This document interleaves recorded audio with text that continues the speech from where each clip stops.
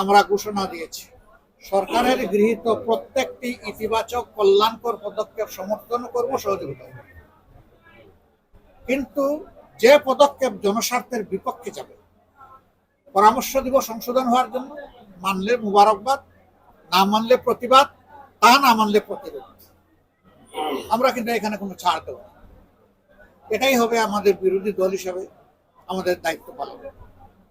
আমরা ৭৭ জন আছি, আপনারা জানেন। এই ৭৭ জন প্রত্যেকজন জাতির চৌকিদার, আমিও একজন চৌকিদার। চৌকি বসিয়ে পাহারা দেব, জনগণের অধিকারের পাহারা। এখন ঘরেই হবে বিয়ে বাড়ির পোলাও, যদি থাকে আকিজ এসেনশিয়াল সুগন্ধি চিনি গুঁড়া চা। 5 বছর যদি এই সরকার বহাল থাকে, 5 বছরই পাহারা দেবে। যতদিন এই সরকার বহাল থাকবে ততদিন পাহারা দেবে। ভালোর পক্ষে স্লোগান তুলবো ইতিবাচক, মন্দের বিরুদ্ধে প্রতিরোধ গড়ে তুলবো প্রয়োজন। আমরা এই নীতি থেকে এক ছিল সর্বনা ইনশাআল্লাহ। দেশকে ভালোবাসি, মানুষকে ভালোবাসি। আমাদের কাছে কোনো জাতি ধর্ম দল নাই, আমাদের কাছে মানবতা। আমাদের কাছে এক টুকরা বাংলাদেশ, আমাদের কাছে 20 কোটি বা 18 কোটি মানুষ। তিনি যে দলেরই হন, যে ধর্মেরই হন, আমরা তাদের সেবক। আমরা সেবা দিতে চাই। আল্লাহ যেন আমাদেরকে সেই তৌফিক দান করেন। জনগণ যেটুকু ভোট আমাদেরকে দিয়েছে আমরা তাদের কাছে কৃতজ্ঞ। মূল ভোটের হিসাব মিলে নাই, আফসোস করে অনেকে। আপত্তি নাই, এই সংস্কৃতির অবসান হবে এবং জনগণের ভোটের সঠিক প্রতিফলন একদিন হবে ইনশাআল্লাহ। সম্মানিত ভাইয়েরা, একটা সরকার বসেছে, এখন তো গণতান্ত্রিক প্রক্রিয়ায় দেশ ফিরে আসবে। এখন কেন বিভিন্ন জায়গায় প্রশাসক বসানো হচ্ছে? এখন তো নির্বাচন দেওয়া উচিত। নির্বাচিত জনপ্রতিনিধিরা জনসমর্থন নিয়ে দায়বদ্ধ হয়ে তারা এসে দায়িত্ব পালন করে।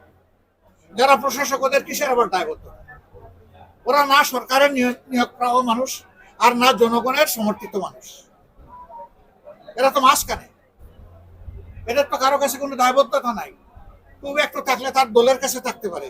তো আমরা জনসেবককে তো দলের কাছে দায়বদ্ধ দেখতে চাই না। আমরা তো দেখতে চাই তারা জনগণের কাছে দায়বদ্ধ হবে। এই জন্য আমাদের দাবি স্পষ্ট, অনতি বিলম্বে সকল স্তরের স্থানীয় সরকার নির্বাচন দিতে হবে। সেই নির্বাচনে জনগণের ভোট নিয়ে যারাই আসে তাদেরকে আমরা ওয়েলকাম করব, অভিনন্দন জানাবো এবং সহযোগিতা।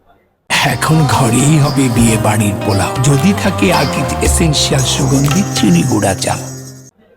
তবে ভোটটা যেন আবার ওই 12 ফেব্রুয়ারির মতো না হয়, যে ভোটে জনগণ গিয়ে দলে দলে ভোট দিল কিন্তু রাতের বেলা হিসাব উল্টে গেল। এটা যেন না হয়।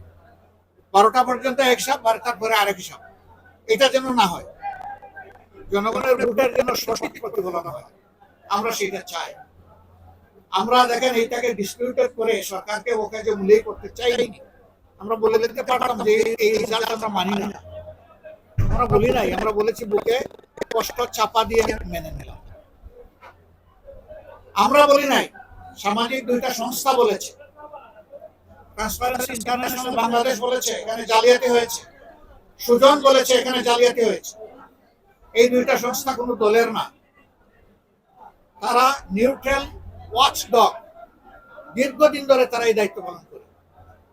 এরপরে ইন্টিরিম সরকারের একজন উপদেষ্টা রেজওয়ানা হাসান বলেছেন যে আমরা ওদেরকে ঠেকিয়ে দিয়েছি, ক্ষমতায় আসতে দিই। হোয়াট ডাজ ইট মিন? আপনি টেকানোর কে? আপনারা টেকানোর কে? আমরা কারা? আপনার সাথে আর কোন দুর্বৃত্তরা আছে এই কাজ করেছে? জাতি একদিন বের করে আনবে। আমাদেরকে দেখলে এখন মানুষ বলে ভোট দিলাম আপনাদেরকে, সরকার গঠন করলো, আরেক দল হিসাব মিলাইতে পারতেছে না। আমরা বলি ইন্নাল্লাহ মা'আস সাবিরিন, একটু ধৈর্য ধরুন। আর কি বলবো? মানুষকে কৃতজ্ঞতা আদায় করে আর ধৈর্য ধরার কথা বলি।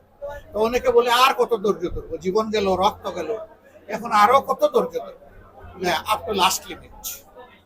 এর মাঝেই পরিবর্তন হয়ে যাবে ইনশাআল্লাহ। আমরা সেই পরিবর্তনের বাংলাদেশের অপেক্ষায় আছি। আমরা জুলাই সনদ বাস্তবায়নের অপেক্ষায় আছি। আমরা লোকাল গভর্নমেন্ট ইলেকশন ফেয়ারলি দেখার অপেক্ষায় আছি এবং আপনাদের সবাইকে নিয়েই আমরা এই দেশ গড়ার অপেক্ষায় আছি। আপনাদের মাধ্যমে দেশবাসীকেও আমরা আমাদের এই বক্তব্য পৌঁছে দিলাম। আমাদের বক্তব্য যদি দেশবাসীর স্বার্থে হয়ে থাকে, আমরা আশা করব যে আমরা একসাথে কাজ করব, লড়ে যাব, থামবো না যতদিন মানুষের অধিকার নিশ্চিত না হবে। ইনশাআল্লাহ আর যদি আমাদের বক্তব্যে ভুল থাকে আমাদেরকে ধরে দিবেন, আমরা সংশোধন হয়ে যাবো।